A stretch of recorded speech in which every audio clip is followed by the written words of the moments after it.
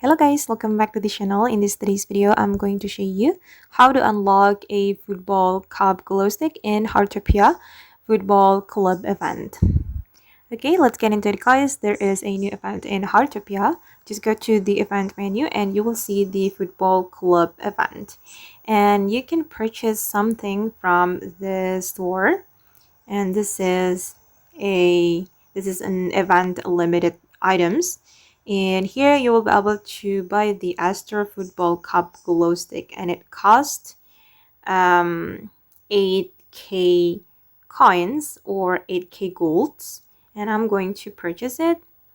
Okay, and this is the glow stick. Let me open up my backpack and I'm going to hold the glow stick.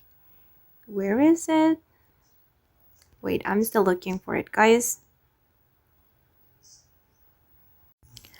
Oh, sorry, guys. It's not in the backpack, but you can equip it in the dress up menu.